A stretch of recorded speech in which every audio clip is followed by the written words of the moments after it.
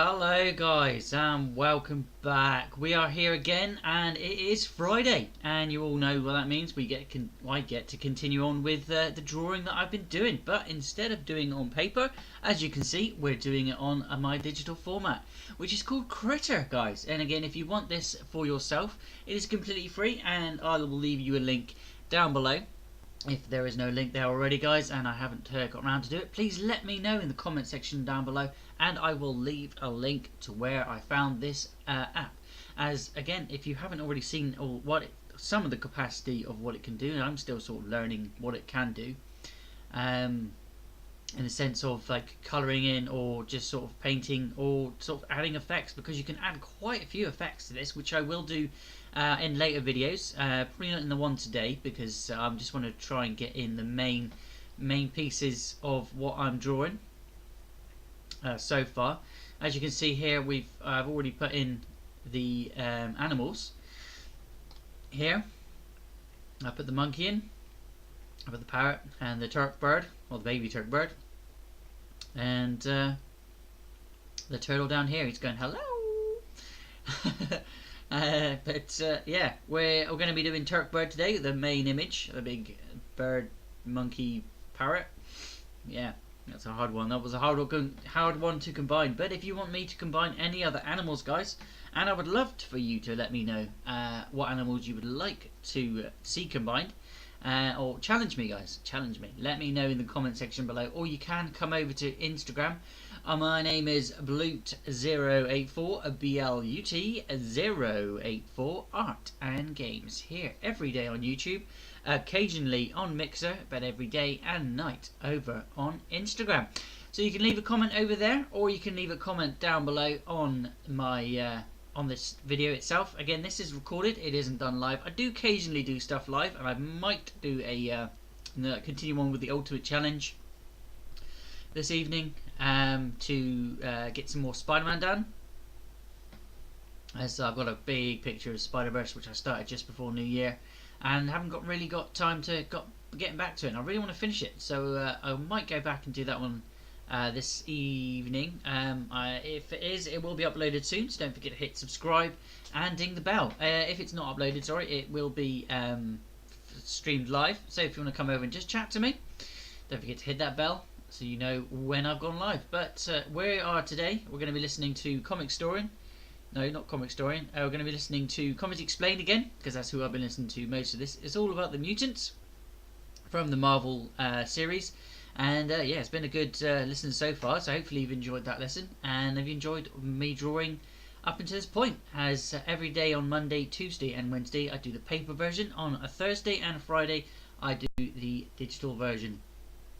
And I made a start yesterday, as you can see, and we're going to continue on with it, but we do need to get rid of all of this, add another layer, and I'll put that layer up here.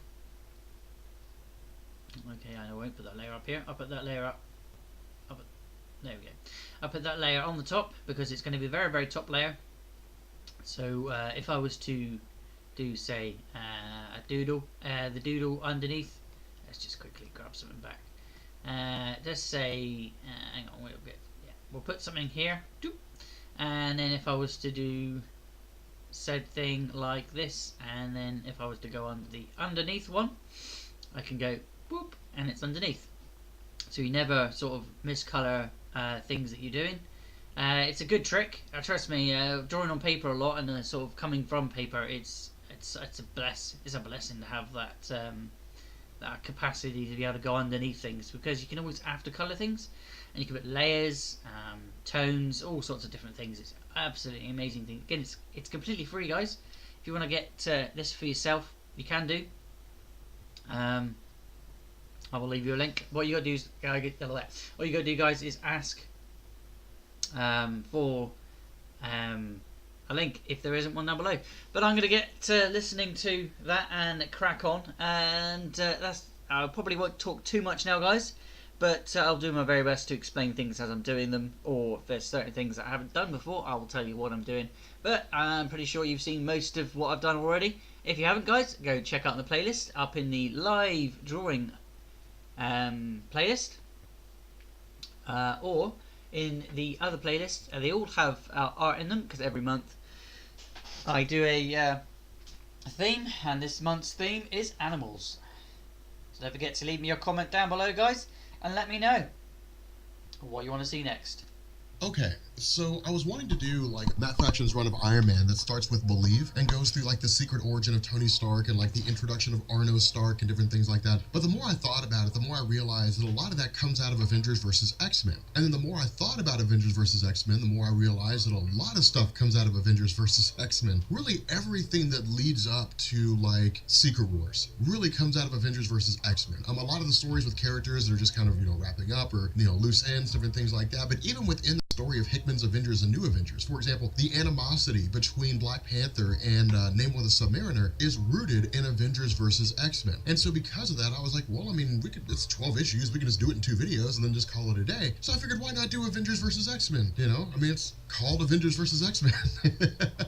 So here's the deal. Really, a lot of this winds back all the way to House of M. Ego Raptor, if you see this video, hopefully this helps. For those of you guys who don't know, Ego Raptor, who's part of Game Grumps, had a big question about what to read after House of M with regards to the X-Men, and Marvel did not make it easy. They released like 7 different X-Men publications. It was stupid. But following the events of House of M, that story in and of itself was just designed for the purpose of really kind of reducing the mutant population. But what Marvel had under their belt after that were just like a litany of different stories that writers were creating. And all of this led up to Avengers versus X-Men. And so there's like 4 main things, really, with regards to the X-Men themselves, because they're the main focus here. There's like 4 main things that come out of this story. The first is Cyclops, the second is Charles Xavier, the third is the mutant population, and the fourth is Hope Summers. So, starting with Hope, she's really kind of like the big picture character here. After House of M, the mutant population was down to like 198, and it was really designed for the purpose of just kind of offering some measure of a clean slate, which is to say, the mutant population had grown to be so huge and so unruly that Editor-in-Chief Joe Quesada was like, let's just reduce it down to an almost minuscule number, and then just kind of start over, focus on the core X-Men that we have, and then just kind of grow it organically from there. The problem is that there were so many events going on that Marvel never really had a chance to sit down and let the X-Men breathe. Instead, we got House of M, and then we were immediately followed by Civil War, where the X-Men were just hands off, and then we were immediately followed by Secret Invasion, and then Dark Reign, and then Siege, and then Fear itself, and there were just all these stories that were going on that Marvel never really had a chance to let the X-Men breathe properly because they had to constantly roll them over into these stories. And so no one could sit down and really do any great storytelling with the X-Men themselves, but there were a handful of stories that are important. There's really only 3 that are really significant with the character of Hope Summers. The first is Messiah Complex, the second is Messiah War, and the third is Second Coming. And with these 3 stories, what they did is they basically introduced the character of Hope. And Marvel had kind of teased this idea of, well, Hope Summers, she might be the next Jean Grey, that kind of thing, but the idea was that she would be the host of the Phoenix Force. But regardless of whether she was the host or not, she was going to be the way in which the new birth of mutants began to crop up. The problem is that never really happened. Marvel didn't do anything with her character. She just kind of sat on the back burner for years and years and years and years, and it got to the point that by the time Avengers vs. X-Men came around, people were just like, why is Hope Summers still here? Now, with regards to Cyclops, his character had become more and more extreme over the years, and the reason why was because, again, coming out of House of M, Charles Xavier was gone. Nobody knew where he went to. The Scarlet Witch said no more mutants, reality returned to a state of normalcy, minus the mutant population, being as large as it was, and Charles Xavier had vanished. And so in his absence, Cyclops and Emma Frost took over control of the X-Men. Now, Professor X did come back in a story called X-Men Deadly Genesis, and that introduced like Vulcan, the third Summers brothers, so on and so forth. But it introduced a lot of the actions that Charles Xavier had done that he had kept hidden over the years, and the result was that Cyclops and Emma Frost more or less lost faith in him. And so they literally would not allow him to be leader of the X-Men. Instead, they took over and they said, you can be an advisor, and that's it. And so Xavier just kind of sat on the back burner, and that was really it. And again, the other part of this being the mutant population, with it being so small, the idea was to bring it back somewhere along the line to begin regrowing, or I guess, restoring the mutant population. And so with Avengers vs. X-Men, this really does a lot of that, especially once we get to the end, with regards to Charles Xavier, the Phoenix Force, that kind of a thing. But the crazy thing about this is that the arrival of the Phoenix Force, it really comes with the arrival of Nova, of Sam Alexander. Now, the crazy thing about this is, I want to say there was a Marvel Infinite comic, which is basically like their digital only series. And it was really just like Sam Alexander trying to outrun the Phoenix Force as it was making its way back to Earth in order to warn the Avengers, really the superhero community, of what was going to happen. And ultimately, nobody could really, he wasn't able to make it in time, and the Phoenix more or less just kind of makes its presence known. Now, with regards to like Tony Stark and Captain America becoming aware of the fact that the Phoenix is returning, this is huge. And the reason why is because in the eyes of them, as well as virtually anybody else who was there when Jean Grey was the Phoenix, their first thought is whoever the host of the Phoenix Force is going to be is going to go awry. Now, through their own studies, through their involvement with the X-Men and so on, they know the host of the Phoenix is going to be Hope Summers. And therein lies the crux of Avengers versus X-Men. It's really just a battle for Hope Summers. It's making her as important as she's ever going to be in the line of Marvel Comics. But with regards to their stance on the Phoenix, for those of you guys who aren't really familiar with this idea in Marvel Comics, the way it originally played out is that Jean Grey was a character that just no one really cared about in the original X-Men comics. She was quite literally the quintessential damsel in distress. She could never,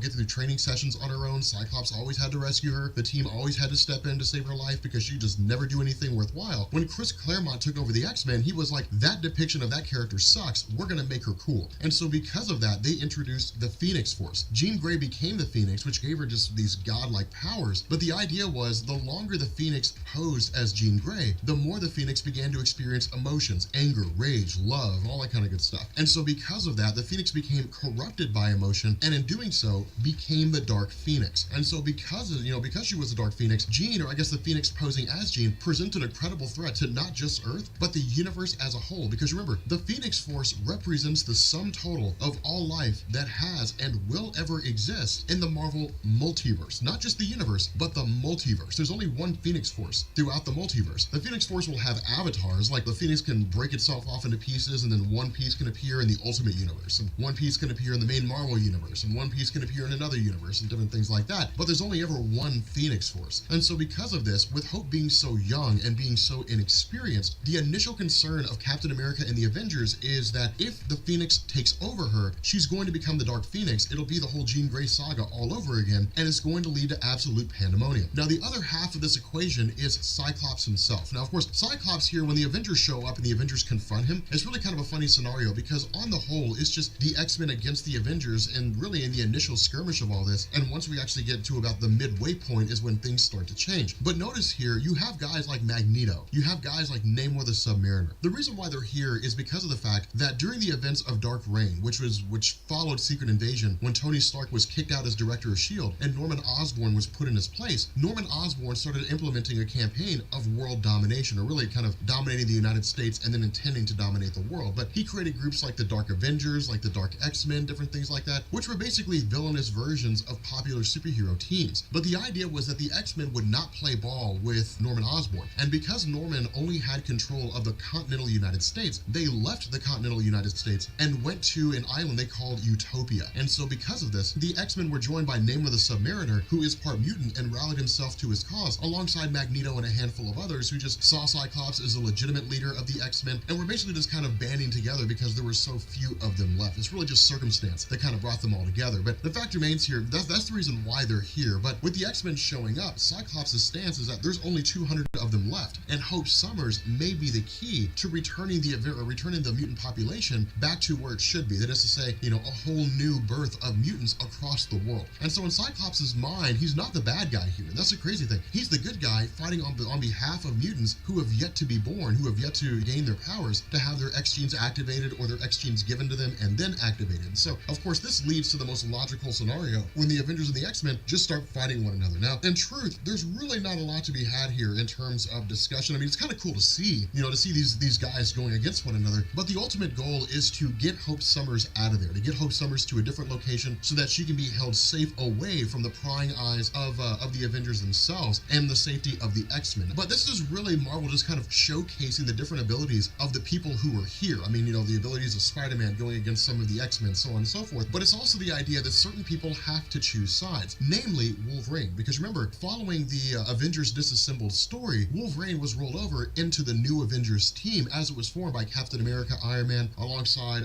Spider-Man and a handful of others. And so at this particular point in his character's chronology, because this takes place before the death of Wolverine, he serves as both an Avenger and an X-Man. And so he's just kind of having to pick a side. Now, the funny thing about this is that Marvel plays it pretty fast and loose with his character and has him walk both lines. The closer the Phoenix Force gets to Earth, the more in tune Hope Summers becomes with the Phoenix Force's power. And so in a lot of ways, Wolverine, having been in love with Jean Grey, sees very much of her in Hope Summers, especially the kind of power she possesses, the emotions she displays, and they get the better of her from time to time. And so where Hope Summers basically just kind of incapacitates everyone who's guarding her and races off, the other half of this is that another Avengers team has been sent into space in order to try to confront and stop the Phoenix Force before it gets to Earth. Now again, this is an impossible task. The Phoenix Force is just wildly powerful. It's way too strong. In fact, the Phoenix Force is so powerful that Marvel has yet to define an actual power set for the Phoenix. The Phoenix just has the ability to do whatever the host wants to do at any particular point in time. That's basically the power of the Phoenix. I mean, the only real description we have was given to us in Grant Morrison's New X-Men, I think it was. New X-Men, where it was just like the Phoenix just heals universes or just like fixes problems, quote unquote. That's all it does. Like, it just does whatever it needs to do. And so it just has omniversal power. It's insane what it is capable of. And so the idea of the Avengers trying to stop it is absolute nonsense. But at the end of the day, where Hope Summers basically goes on the run, Wolverine actually catches up to her and serves the purpose of essentially helping her achieve her goal, which is to get to the moon and then in turn access the Phoenix Force. Now again, the funny thing about this is the idea that Wolverine's kind of picking and choosing his allegiances. I mean, this initially came out of a fight between him and Captain America, where Captain America is beating the absolute hell out of Wolverine, Wolverine's beating the absolute hell out of Captain America. It's kind of ironic that it's a pretty close fight because you wouldn't expect it to be, especially with, Wolverine's training in all these different forms of martial arts. And so because of that, it's kind of funny to see this event unfold. But when Wolverine's effectively cast out, he tracks down Hope Summers and then helps her to get to the moon. Now, of course, with regards to this fight against the Phoenix, it's really like this last man standing with Thor. Thor is really like the last of the Avengers in space. Now, the other Avengers aren't dead.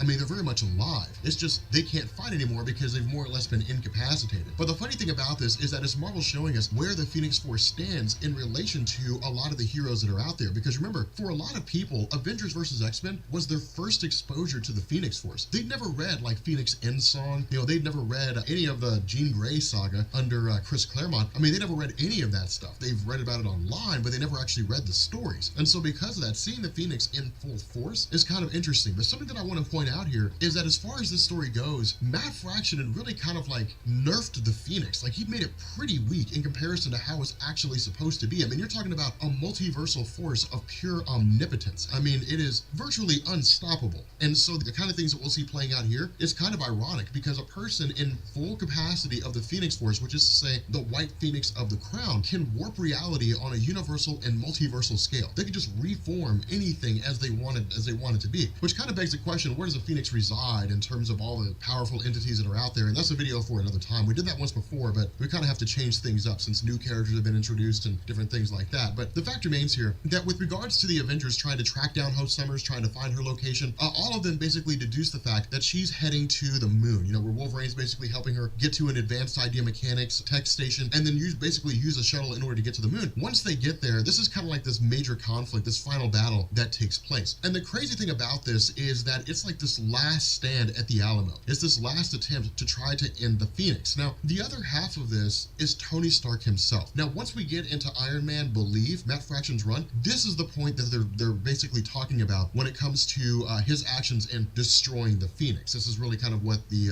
what that race, I can't remember what they were called, but what that race is referring to. Stark basically manufactures or develops a massive suit designed for the purpose of effectively destroying the Phoenix Force's life entity. But even then, that's why I say the Phoenix Force is so powerful, because it just represents life. And so in truth, in order for the Phoenix Force to truly be destroyed, you would have to wipe out all things in existence. I mean, literally, just like wipe out the entirety of the multiverse with not a single scrap of energy left. Because if there's a single iota of energy, that energy will become space, and then it'll become stars, which in turn will form planets, which will grow life, and the Phoenix Force will exist. And so because of that, you'd literally have to wipe out all things in existence, which can't really happen. And so because of that, with the Phoenix Force finally emerging on the moon and making its presence known to Hope Summers, the initial idea is that if it seizes control of her again, it'll send her into a state of chaos because she's not emotionally ready to harness the full power of the Phoenix. Not even Jean Grey was, and she was a full-grown woman. Now, of course, as time progressed with Jean's character, she was able to kind of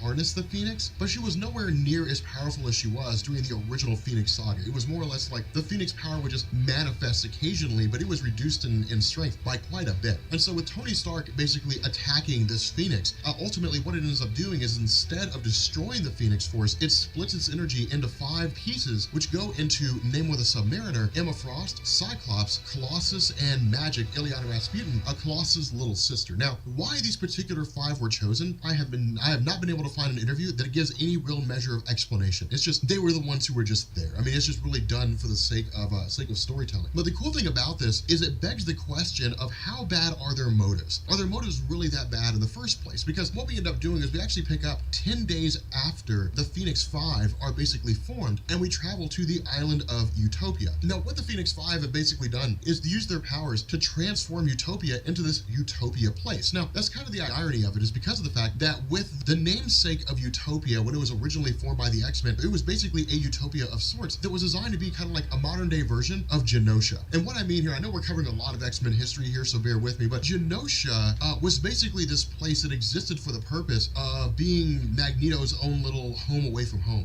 It was Magneto's place to basically have a location where mutants could be free from human oppression. It was a country that was governed by mutants that was only for mutants. Now, mutants could live elsewhere in the world if they wanted to, but it was just one of those things where you pay your money and take your chances. You live in New York, folks are going to hate you because you're a mutant. If you live in San Francisco, they're going to hate you because you're a mutant. If you live in Genosha, you're going to live among your own kind. Now, there's a whole backstory in terms of why Magneto got Genosha in the first place and that kind of thing, but Genosha itself was destroyed in the first story arc of Grant Morrison's new X-Men that was basically called E is for Extinction. And so because of that, Genosha was just this wasteland. And so if you read like House of M or really any of the modern X-Men stories before All New, All Different Marvel, and you basically go and they show you the city of Genosha, that's why it's destroyed. It was just never rebuilt. Instead of rebuilding it during the whole Dark Reign story, Marvel just introduced Utopia, and it was just like Cyclops' version of Genosha, more or less. It was a safe haven for what was left of the X-Men. Now, the fact remains here that Charles Xavier is effectively brought into the equation, and this is one of the most important parts of the story, and the reason why is because of the fact that Cyclops is the first and oldest student of Charles Xavier. Not necessarily in age, but he's the oldest in terms of the people who have been part of Charles Xavier's life the longest. He was the first student. He's the one that really shared so many of Xavier's ideologies, and that's one of the reasons why there were some people that loved Avengers versus X-Men, and there were some that hated Avengers versus X-Men. Now, we'll get a little more into that discussion once we get into the death of Charles Xavier. But the idea here is that what Cyclops basically says is, your dream of a peaceful coexistence between humans and mutants is exactly what I'm bringing to you. Like, you've always wanted to see humans and mutants existing. You've always wanted to see the world to be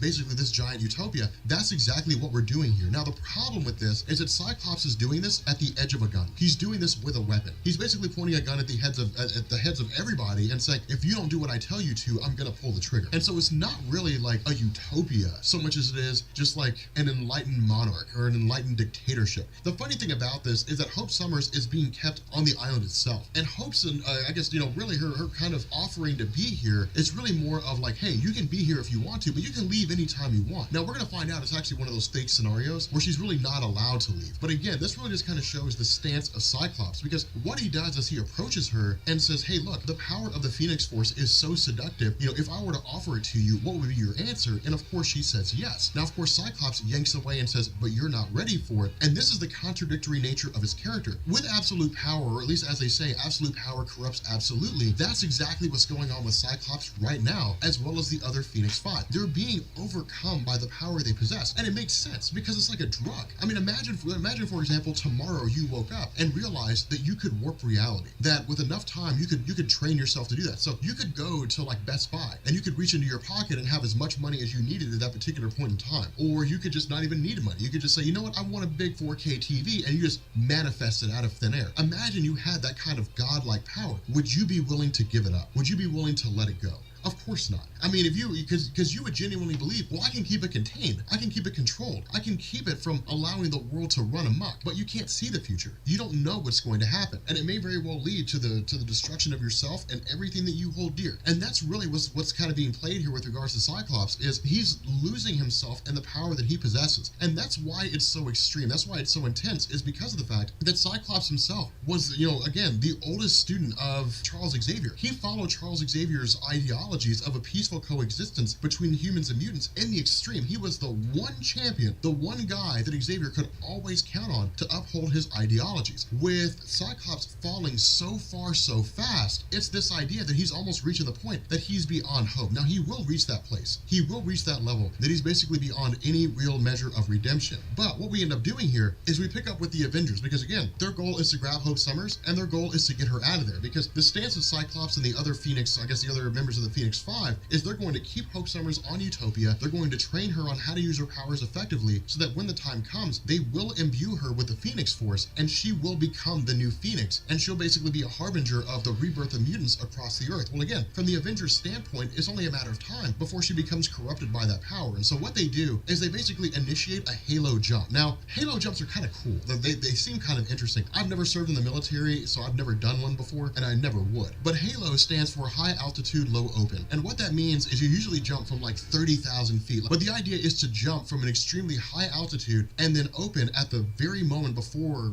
you hit the bottom, relatively speaking, so that no one knows you're there. And that's the idea to pull off here. Now, under normal circumstances, from what I understand, with a halo jump, you usually attach flares to yourself, somewhere on your body, like a foot or hand or something like that, so people know where you are. But in this instance, they're not doing that, because if they did, anybody in Utopia would look up and say, hey, what are those flares doing falling from the sky? And they would realize the Avengers are coming. And so the funny thing about this is that it's also the Avengers not really underestimating, but just taking their chances as best they can, because Emma Frost is one of the Phoenix Five. She's an Omega level telepath. She's wildly powerful in her telepathic abilities. You know, with the Phoenix powers, she can read the minds of everyone on Earth at the same time without being phased in any form or fashion. And so she knows the Avengers are coming. She knows they're on their way. But something that I want you to notice here is how manipulative she's going to become. That's something I want you to keep in the back of your head, because she's going to become a very significant and violent character. But ultimately, with Cyclops and Emma Frost making their presence, they essentially just kind of show up to confront the Avengers, but then the Avengers are met with the arrival of the Scarlet Witch. Now, this is basically Marvel just kind of reminding us, hey, look, the Scarlet Witch is still pretty powerful, but it's more so fear than it is legitimate power. The Scarlet Witch is more powerful as herself. She's more powerful than any one member of the Phoenix Five. But the Phoenix Five are terrified of the Scarlet Witch, because remember, she's the one that said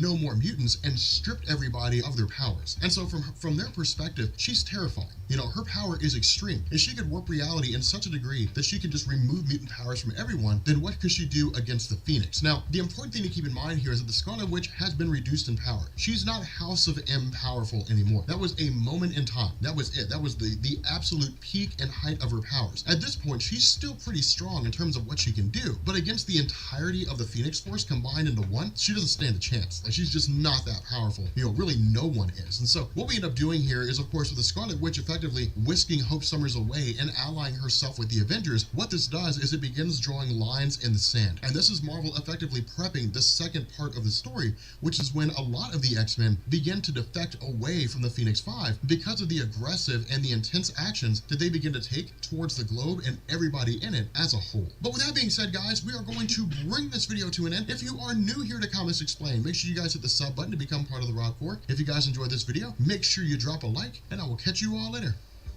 Peace. Peace! I'm not going anywhere, guys, and as you can see, we're getting on still. Just getting some few bits of under shading now, because I noticed this a minute ago there that the shading underneath all the background showing through, so I'm gonna have to do some shading here. It's only basic shading. I'm not going into any great detail just yet. My name's Gary Hart. I'm Everything running in. for president. Getting everything sorted. I'm just gonna skip this advert.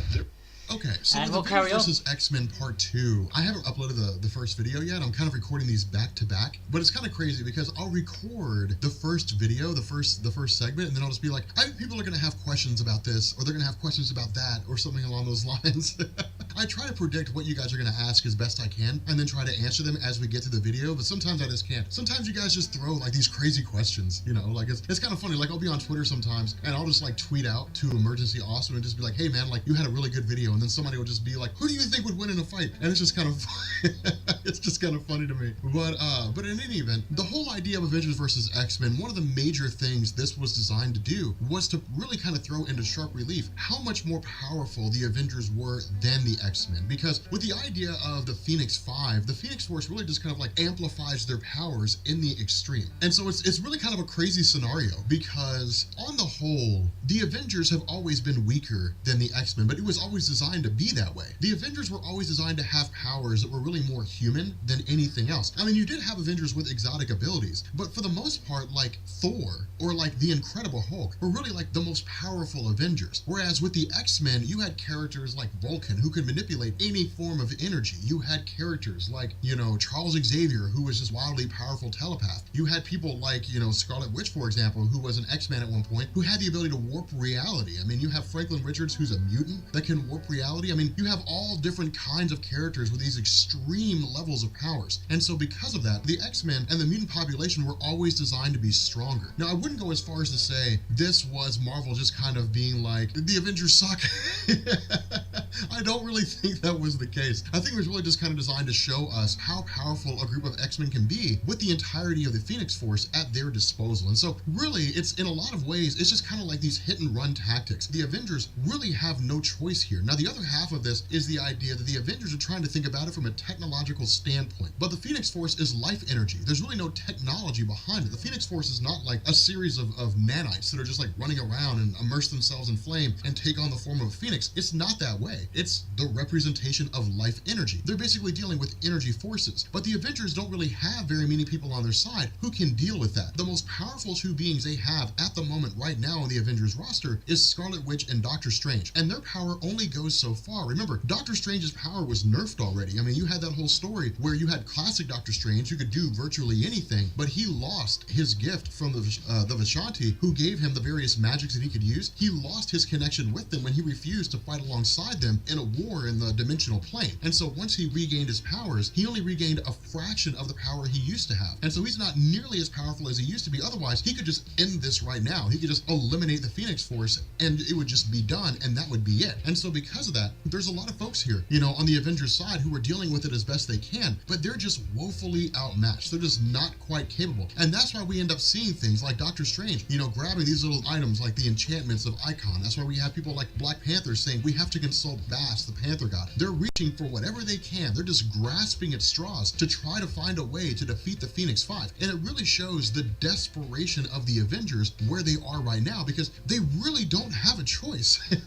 They're really doing the best they can with what they have, and that's really about it. Now, in terms of the manipulative nature of Emma Frost, this really comes to fruition with regards to Namor the Submariner. Now, the implication here is that the two of them are having an affair, that the two of them are basically sleeping together. Now, this is really just kind of given to us through the fact that they share a kiss, that kind of thing, but Emma Frost also says, look, I know where they took one of our own. I know where they took Transonic, a member of our group, and she's being kept in Wakanda. Now, the reason why this is Emma Frost being so manipulative is because of the fact that she's basically going to lead to Namor's destruction. Really not death per se, but him losing his portion of the Phoenix Force. But Emma Frost has always been this way. Emma Frost has always been manipulative, going all the way back to really even before Grant Morrison's time on New X-Men, really during Grant Morrison's time and Chuck Dixon's time on New X-Men, when Jean Grey walked in on a psychic affair between Cyclops and Emma, which kind of led to Jean Grey basically being forced out of the picture and Emma Frost and Cyclops pairing up. The fact remains here that Emma's always been that way. Now, for a lot of, especially women readers, that was a refreshing thing, because they looked at her as like an empowered chick, right? Like, she does whatever she needs to do in order to achieve her goal. But the downside of this was that it made her look very vindictive and it made her look very petty. And so it really kind of took away from her accomplishments because of the road she took to get there. But the fact remains that with regards to the whole, tension between Black Panther and Namor the Submariner, this comes by way of the fact that Namor attacks Wakanda. Now, it's not as though he just does this blindly. I mean, he does to a degree, but Emma Frost was preying on the desire of Namor to engage in conflict and engage in war. Namor's always been a very heavy-handed character when it came to like dealing with enemies in terms of, Marvel Comics. If somebody just strayed across Atlantis, or even if they accidentally harmed somebody from Atlantis, Namor the Submariner was like, throw him in prison and kill him, and that was it.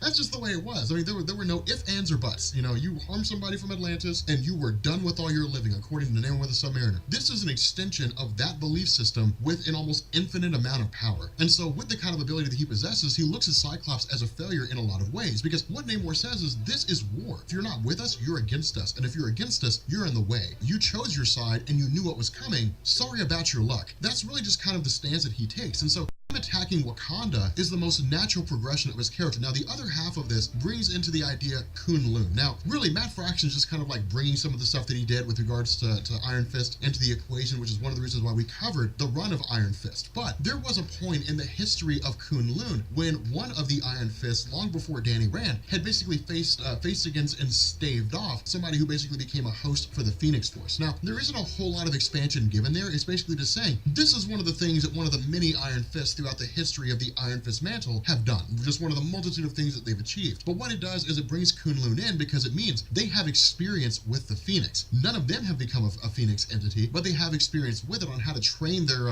Iron Fist to cope with the Phoenix Force. Now, at the end of the day, Danny Rand, the Iron Fist, going against any one of the Phoenix Five is like throwing a rock at a train. I mean, it's not going to do anything. I mean, it's comedic at best, and all he can really do is just buy time. And even then, it's seconds, maybe. I mean, he just doesn't stand a chance. The Iron Fist is just nowhere near powerful enough. But what this does do is it grants a reprieve for Hope Summers, Wolverine, and a handful of others to basically retreat and then use Kunlun as a base of operations. Because remember, Kunlun is in another dimension, so you literally have to cross a dimensional barrier to get to Kunlun. It's like that phrase from Pirates of the Caribbean. It's a place that cannot be found except by those who already know where it is. But the fact remains here that with regards to Wakanda, Name of the Submariner's actions here just lay waste to the city. I mean, he basically musters all of his forces and just brings them to bear onto Wakanda and just eradicates the entirety of the city, killing tons of people in the process. Now, this creates a blood vendetta between Black Panther and Name of the Submariner. And so when we get to Hickman's Avengers and New Avengers and we start referencing things like why it is that Black Panther hates Name of the Submariner so much, we will point back to this story so you guys can see what it is that we're talking about. Now, with regards to Name of the Submariner effectively being defeated, he loses his portion of the Phoenix Force. But what we end up finding out here is that when one member of the Phoenix Five loses their connection to the Phoenix Force, the remainder of the Phoenix Force, or I guess that portion, spreads throughout the remainder of those individuals who are bonded to the Phoenix. And so because of this, what it does is it sets the seeds for a civil war between the remainder of the Phoenix Five, really the Phoenix Four now, because they're all imbued with Name of the Submariner's power. And so the idea in all of their minds, and the idea in the mind of Cyclops, and the mind of Emma Frost, the mind of Colossus, the mind of Ileana Rasputin is if everybody else dies or everybody else loses their connection, they'll basically maintain the totality of the Phoenix Force. And so what it does is just kind of make this race to bring all the others down. And so because of this, we end up picking up like 8 days after the, basically the fall of Name of the Submariner. And what we end up finding out here is that using Kunlun as a base of operations, the Avengers are launching these attacks to basically go into the main Marvel universe, grab what other members of the Avengers they can, and bring them back. And so really the Phoenix Five, or really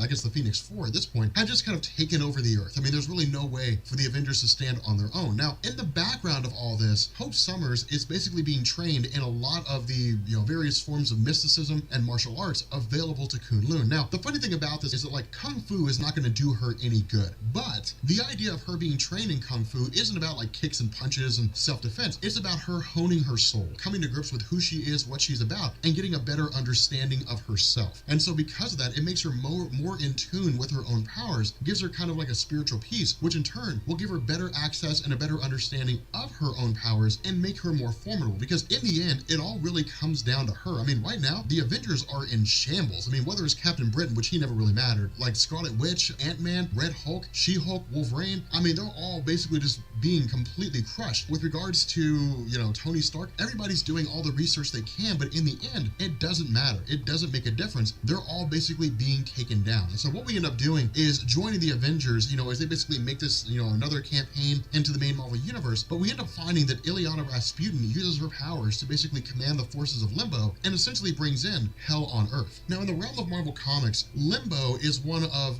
a multitude of dimensions that are basically hell. I mean, you have a lot of those. Like, you actually have the dimension of hell, which is where Mephisto hangs out at. And Mephisto is basically the devil in Marvel Comics. But there's a lot of dimensions that are filled with, like, fire and brimstone and demons and monsters and different things like that. But Limbo is a dimension that Ileana Rasputin has total control of and calls her own. She's basically queen of that realm. And so because of that, when she brings it over to Earth, most of the Avengers were able to get out in time, but Spider-Man is really kind of like the last man left, offering what little solace he he can, offering what little safety he can, while the Avengers rescue those who have been taken by the rest of the Phoenix Force. And so what ends up happening is Spider-Man actually manipulates the two of them. And this is one of the coolest things here, because in the Renew Your Vows story from Secret Wars, one of the things that Marvel established is that Spider-Man tells jokes for the purpose of throwing off his enemies. Whereas enemies are taking the situation seriously, when it seems like Spider-Man's not taking them seriously, it throws them off. It keeps them off guard, knocks them off balance, because they don't know what to expect. It's like the classic Bruce Lee method of fighting, right? I mean,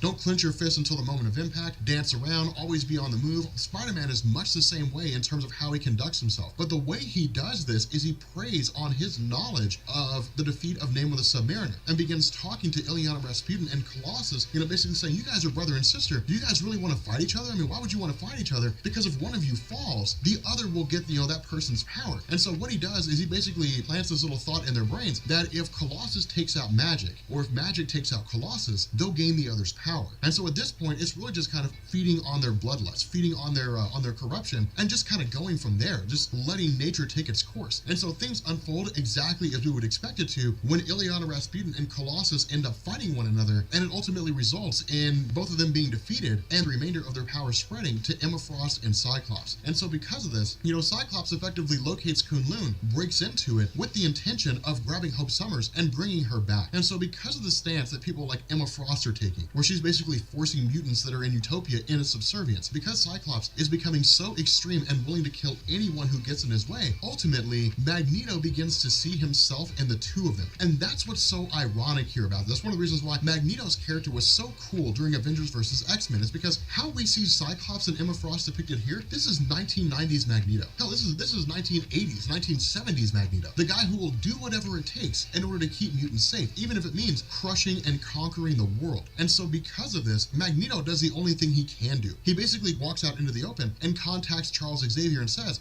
we need your help on this. Now, Xavier was well aware of what was going on up to this point, but he had always kind of been hands off. He had always sort of stayed away from everything that was going on, simply because of the fact that in his mind, there had to be a peaceful way to bring Cyclops back. And he was really just kind of biding his time and waiting for that moment to talk Cyclops down and bring him back to his normal self before he was too far corrupted from the Phoenix's power. But at the end of the day, we also get a better understanding of Hope Summers' powers, in the sense that Hope Summers can basically duplicate the powers of others. That whenever she's in a close proximity of a person, she can copy their abilities. Now, the cool thing about this is that she can do it with more than one. So she's like Peter Petrelli from Heroes Season 1 before they nerfed his character and screwed him up. And so because of that, she's basically a character who's just a living copycat of anybody else's powers, which makes her wildly powerful. Because imagine that she was standing in close proximity to Emma Frost and Colossus, Scarlet Witch, or something like that. She'd have all three of their powers. She could use Emma Frost's telepathy, she could use Scarlet Witch's reality warping powers, and she would have the organic metal skin of Colossus. It's kind of crazy what it is that she can do. And so what we end up doing is we basically jump back over to Captain America.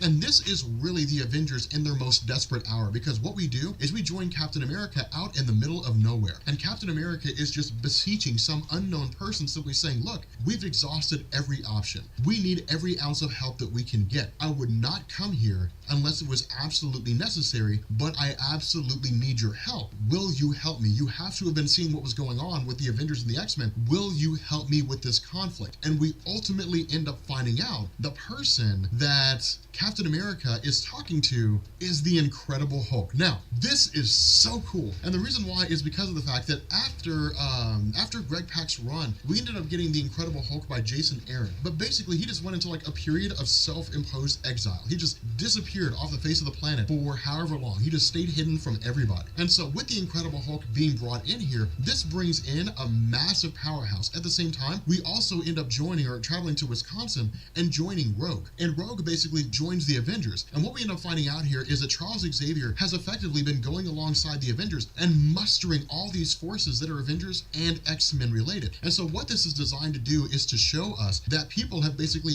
walked away from Cyclops and Emma Frost. They've lost faith in them. They've lost faith in their mission. And that's really where it is that Cyclops and like Magneto began to stray. That's where they really began to kind of part ways. It's because historically speaking, Magneto was always mutants first. If there's any group that can count on me to ensure their safety, it will always be mutants. Everybody else is second best. Cyclops initially presented himself this way. And that's why so many mutants rallied to his cause, is because he showed up and said, look, we're going to turn this mutant island of Utopia, we're going to turn it into a refuge for mutants. But then it ended up up going, from being this enlightened dictatorship to turning into this totalitarian, power-hungry regime. And that's when mutants began to walk away, especially those individuals who were looking at the Avengers and saying, look, we fought as friends once, we'd like to fight as friends again, because Cyclops and Emma Frost are beyond the point of control. And so because of this, we end up joining Xavier, kind of entering into Cyclops' mind. And this is cool because it's a battle being fought on two fronts. On one side, it is Xavier in the mind of Cyclops, more or less kind of talking to him, offering some measure of distraction. On the outside, it is all the Avengers and these X-Men facing off against Cyclops. And so it's really kind of cool because it's just like Cyclops versus everyone. And it's amazing to see, because at the end of the day, Emma Frost and Cyclops are the last two standing. And try as they might, the Avengers just don't have the power to take both these guys out on their own, because they're just so strong. They're just so capable. And so because of this, in this moment of desperation, in this hour of basically realizing he needs more power, Cyclops turns against Emma Frost. And in doing so, basically incapacitates her and steals her portion of the Phoenix Force, which basically transforms him into Dark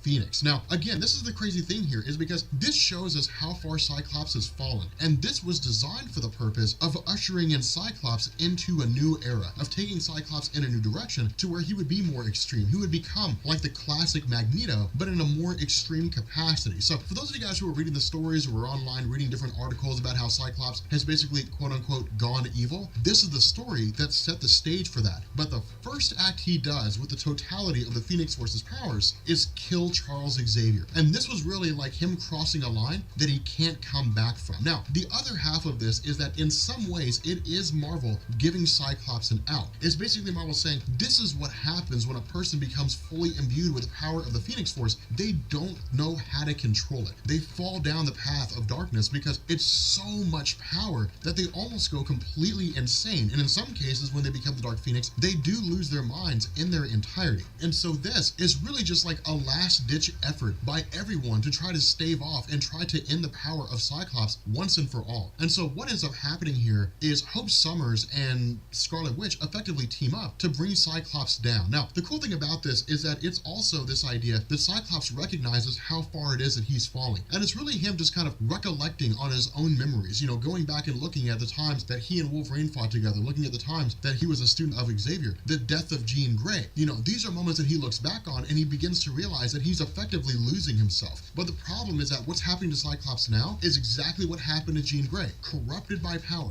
not able to control it. The Phoenix Force takes on a life of its own. And so using a moment of distraction, Hope Summers just kind of immerses, through this fire looking like Jean Grey. But in this brief second, she takes the moment alongside Scarlet Witch to basically take out Cyclops, to beat him, and then absorb the entirety of the Phoenix. Now, the implication seems to be here that the Phoenix was always trying to find its way back to Hope Summers, and it was just kind of doing so. And so it seems like there was some measure of personal control by Cyclops over the Phoenix, that he basically wouldn't let the Phoenix leave. That seems to kind of be what's happening here. And the problem is that with this end of the story, it just wraps up just like that. It wraps up so fast. And there's really not much in the way of a great ending here, because it's just really kind of like, well, where do we go from here? And what ends up happening is Hope Summers, having been perfectly in tune with the Phoenix Force, becomes the White Phoenix of the Crown. The problem with this, and the reason why it doesn't make any sense, is because Jean Grey was always billed to be the perfect host for the Phoenix, which is why she became the White Phoenix of the Crown.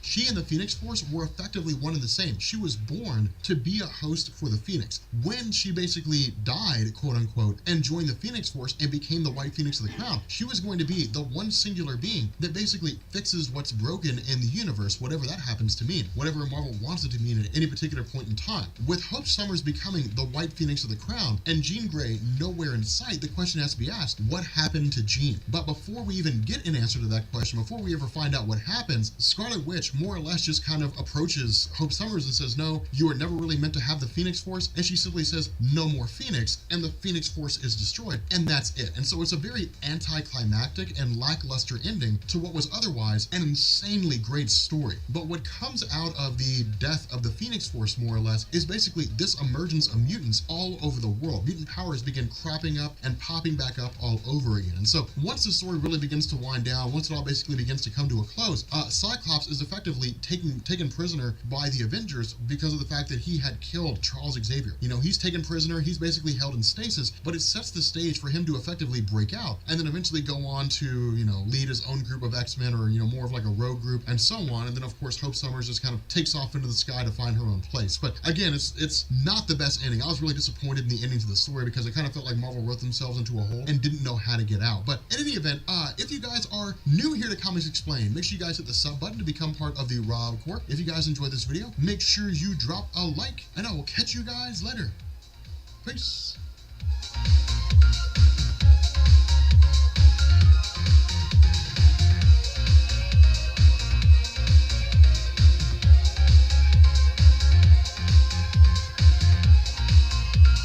Okay guys, we're getting there with Turk, and I'm going to be, again, just continuing on and getting on with it.